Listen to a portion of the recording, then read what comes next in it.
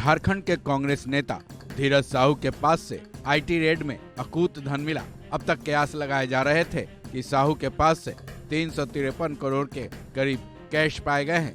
साथ ही IT department पर भी सवाल उठ रहे थे कि उनकी तरफ से अब तक किसी तरह का कोई बयान क्यों नहीं आया। साथ ही रकम कितनी पकड़ी गई है ये आयकर विभाग क्यों नहीं बता रहा है।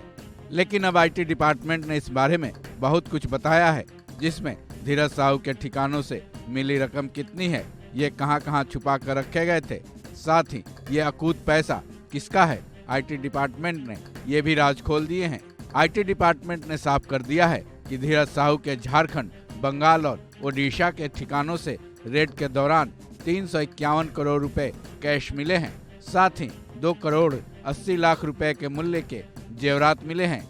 इस बारे में सीबीडीटी यानी केंद्रीय प्रत्यक्ष कर बोर्ड ने गुरुवार को इस बात की जानकारी दी।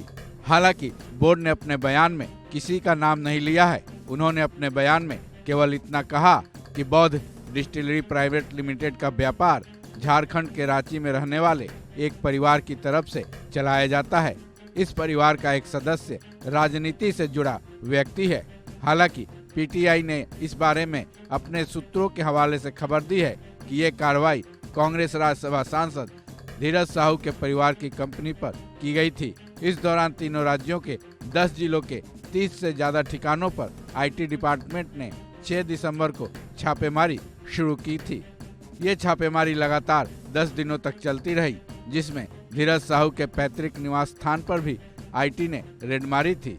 वहीं सीबीडीटी ने अपने बयान में ये भी कहा है कि धीरज साहू के यहाँ से जब्त किए गए ये सबूत बता रहे हैं कि ये रकम देसी शराब के बिना हिसाब की बिक्री, अघोषित नकदी प्राप्ति के डिटेल्स और बिना किसी हिसाब के नकदी का लेन देन सामने आया है। सीबीडीटी ने अपने बयान में ये भी कहा है कि रेड के दौरान मिले सबूत ये भी इशारा कर रहे हैं कि ये ग्रुप शराब के कारोबार से की गई इनकम को बड़े पैमाने पर छुपाने में लगा हुआ है। अपने बयान के जरिए सीबीडीटी ने बेहद चौंका देने वाला एक खुलासा भी किया है। उन्होंने बताया कि साहू परिवार के ठिकानों में मिले 351 करोड़ में से 329 करोड़ रुपए टूटी फूटी इमारतों के खाली और छुपे हुए चैम्बर्स में छिपा कर रखे गए थे।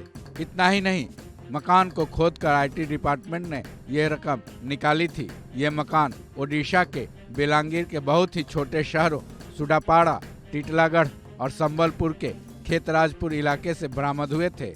हालांकि आईटी डिपार्टमेंट की छापेमारी के एक हफ्ते बाद ही धीरज साहू ने खुद सामने आकर अपनी सफाई दी थी, जिसमें उन्होंने ये कहा था कि ये पैसे उनके परिवार की तरफ से चलाए जा रहे शराब के कारोबार के हैं।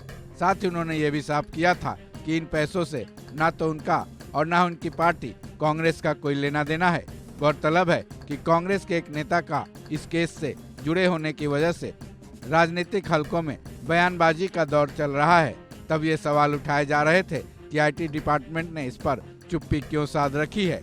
लेकिन अब जबकि आईटी ने अपना बयान इस मामले में जारी कर दिया है, ऐसे में अब ये देखना दिलचस्प होगा कि राजनीतिक गलियारों से क्या कुछ निकलकर सामने आता है। इस खबर में बस इतना ही। बाकी अपडेट्स के लिए जुड़े रहें वन इंडिया हिंदी के साथ।